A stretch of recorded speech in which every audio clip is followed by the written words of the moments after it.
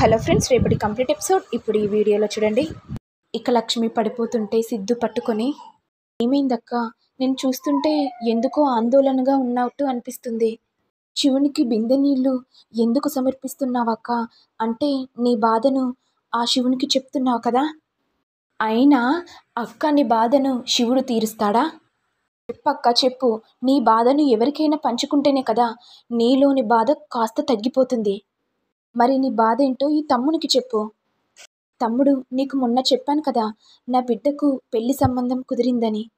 ఇక నా బిడ్డ పెళ్లి పీటల మీద కూర్చున్న తర్వాత నా అల్లుడికి నా వదినకి యాక్సిడెంట్లో చనిపోయారు. ఇక నా బిడ్డ జీవితం నాశనం అయిపోయింది.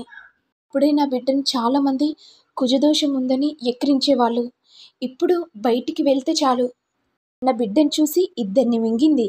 ఇంకా భయం లేకుండా బయట ఎలా తిరుగుతుంది చూడు అని లోకులు అంటుంటే ఆ బాధను తట్టుకోలేకపోతున్నాను తమ్ముడు. ఏంటక్క నువ్వు కూడా, అలా జరిగి ఉంటుంది, అలా అయింది. బిడ్డకు మంచి సంబంధం వస్తుంది, మంచి అల్లుడు కూడా వస్తాడు, నాకు నమ్మకం ఉంది అక్క. నువ్వు ఏం టెన్షన్ పెట్టుకోకు. అవును తమ్ముడు, నువ్వు ప్రేమించిన అమ్మాయిని కలిసావా? లేదక్క, ఆ అమ్మాయిని చూడక నెల రోజులవుతుంది. స్టాండ్ కూడా రావట్లేదు. అసలు ఆ పిల్లకు ఏం జరిగిందా అని నేను టెన్షన్ పడిపోతున్నాను. నువ్వు ప్రేమిస్తున్న అమ్మాయికి ఏం కాదు, ఒకవేళ ఇంట్లో ఆర్థిక సమస్యల వల్ల రాలేదేమో, అది కూడా ఆలోచించాలి కదా తమ్ముడు. అక్క, మరి నువ్వే అన్ని విధాలా ఆలోచించినప్పుడు మీ బిడ్డ గురించి కూడా నువ్వు అన్ని విధాలా ఆలోచించాలి కదక్క. ఈ సంబంధం కాకపోతే మరొక సంబంధం తప్పకుండా వస్తుందని గట్టి నమ్మకంతో ఉండాలి కదక్క. తమ్ముడు, ఒక్క మాటతో నాకు ధైర్యాన్ని నింపావు. వల్ల కాస్త మనసు కుదుటగా ఉంది. సరే అక్క, వెళ్దాం పద. ఇంతలో సిద్ధుకి ఫోన్ రావడంతో, అక్క మళ్ళీ కలుద్దాం అక్క, నాకు ఇక్కడ అర్జెంట్ కాల్ వచ్చింది, నేను వెళ్ళొస్తా. సరే తమ్ముడు, జాగ్రత్తగా వెళ్ళు. అలాగే అక్క, నీ ఆశీర్వాదం వల్ల తప్పకుండా జాగ్రత్తగా వెళ్తాను. ఇదిలా ఉండగా ఫైనాన్స్ వాళ్ళు వచ్చి ఇల్లు ఖాళీ చేయమని చెప్పాను కదా, మరి మీరు ఇక్కడే ఉన్నారేంది? మీకు దండం పెడతానయ్యా, మమ్మల్ని వదిలేయండి.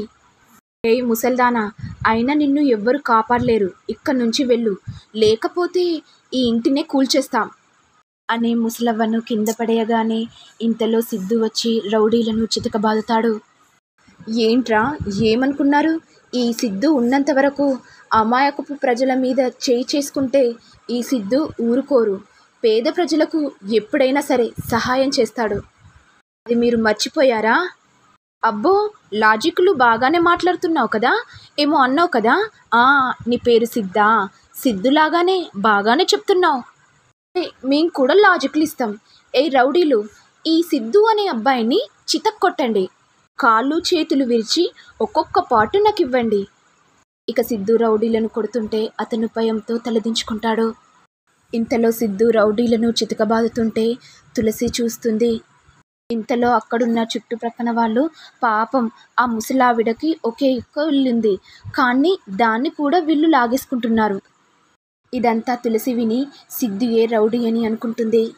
ఇక సిద్ధు రౌడీలను కొడుతుంటే ఇంతలో తులసి అడ్డుగా రావడంతో సిద్ధు అలాగే చూస్తూ మైమరిచిపోతాడు. ఏంటండి మీరు ఆవిడ ఇల్లును ఎందుకు లాక్కుంటున్నారు? తను మీకు ఏ అన్యాయం చేసిందని? అలా చేయడం కరెక్ట్ కాదు కదండి అని తులసి అంటుంటే సిద్ధు మౌనంగా ఉండిపోతుంది. ఇంతలో సిద్ధు గ్యాంగ్ వచ్చి, ఏంటన్నా, ఆ అమ్మాయి ఎవరో నిన్ను ఏదో అంటుంది. అమ్మాయి నిన్ను తప్పుగా మాట్లాడిందన్నా, చెప్పన్నా, ఇప్పుడే వెళ్ళి దాని సంగతి చెప్తా.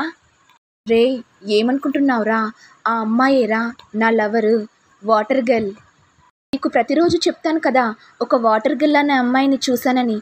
ఆ అమ్మాయేరా ఈమె అని అనేసరికి సిద్ధు ఫ్రెండ్స్ చాలా సంతోషపడిపోతారు.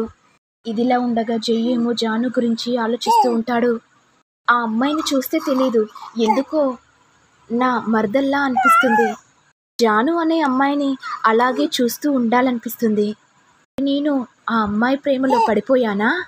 ఈ విషయాన్ని వెంటనే అమ్మ నాన్నకు చెప్పేయాలి అనుకుంటూ జై తన తండ్రి అయిన విజయేంద్ర దగ్గరికి వెళ్ళగానే, రే ఏంట్రా ఇంట్లోకి చెప్పులేసుకొస్తున్నావు? తాతగారి దగ్గర నమస్కారం తీసుకోవా? అన్న, నేనెందుకు మర్చిపోతాను. తాత బ్లెస్ మీ. ఆరోగ్యం ఎలా ఉంది తాతయ్య? బాగానే ఉన్నారు కదా. మనవడా, నేను చూశాను కదా, ఇప్పుడు నేను బాగానే ఉన్నాను. ఇంతలో త్రివేణి వచ్చి, జై ఎలా ఉన్నావురా? అమ్మా బాగానే ఉన్నాను, అన్నం తింటూ రా జై అని అనేసరికి జై అన్నం తింటూ అలాగే ఆలోచిస్తూ ఉంటాడు. రే ఏమైందిరా, ఏం ఆలోచిస్తున్నా? అమ్మాయి ప్రేమలో పడిపోయావా? అంటే అది అవునమ్మా నిజమే, ఒక అమ్మాయి ప్రేమలో పడిపోయాను. ఆ అమ్మాయి పేరు జాను అమ్మా. జై చాలా సంతోషంగా ఉందిరా, ఆ అమ్మాయిని త్వరగా ఇంటికి తీసుకురా, నా ఇంటి కోడల్ని చెయ్యి. ఆ అమ్మాయిని చూడాలనిపిస్తుందిరా, ఒకసారి ఫోటో చూపించరా. అమ్మా ఫస్ట్ టైం చూశాను, నచ్చేసింది, కానీ ఫోటో తీసుకోవడం మర్చిపోయానమ్మా. ఈసారి వెళ్ళినప్పుడు తప్పకుండా ఆ అమ్మాయి ఫోటో తీసుకొని వస్తానమ్మా, నీకు తప్పకుండా చూపెడతాను. సరే అమ్మా. విశ్వ ఏడి? విశ్వ కనిపించట్లేదు, అసలు వాడు ఎక్కడికి వెళ్ళాడు? ఇక్కడే ఎక్కడో ఉంటారా, అసలు వాడు కంటికి కనిపిస్తేనే కదా నీకు చెప్పడానికి.